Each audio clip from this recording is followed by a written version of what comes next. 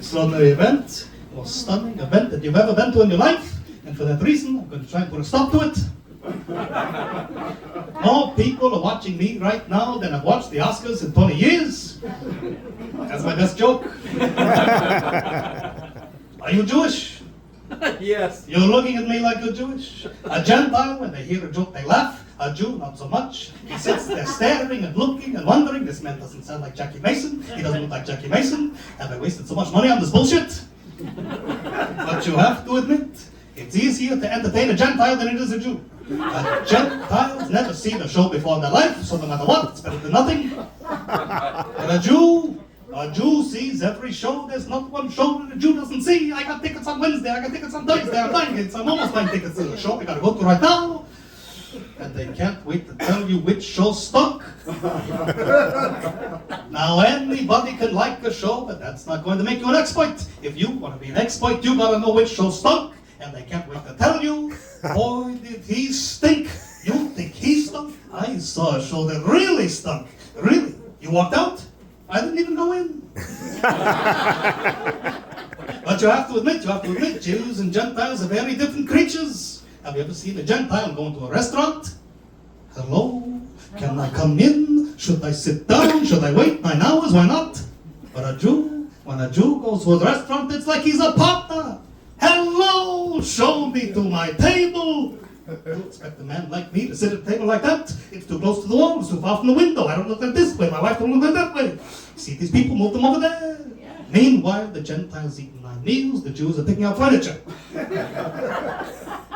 You understand this, mister? Are you sleeping? I think he's a producer. Let me ask you something. What does a producer do? He does nothing. He does absolutely nothing. He sits there and he watches the show.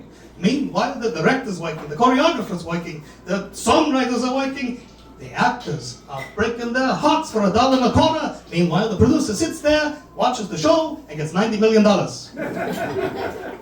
In this business, we call it a producer. In every other business, they call it a thief. It's all right if you're sleeping, mister, I don't mind. If we were at the opera, we'd all be sleeping right now.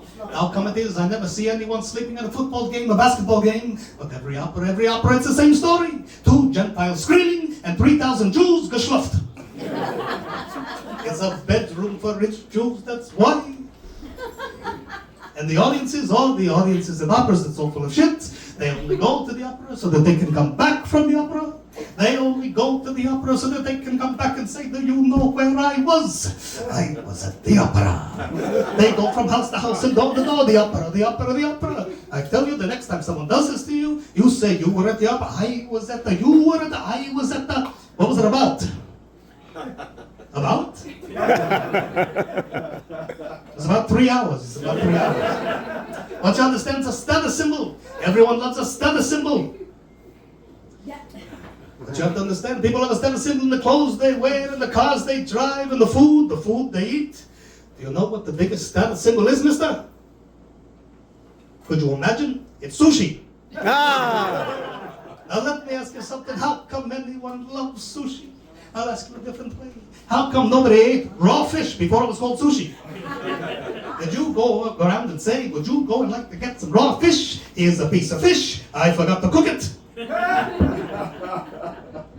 Now that it's so special, people say it's wonderful, it was invented by the Japanese. The Japanese had nothing to do with it. It was invented by 2 Jews.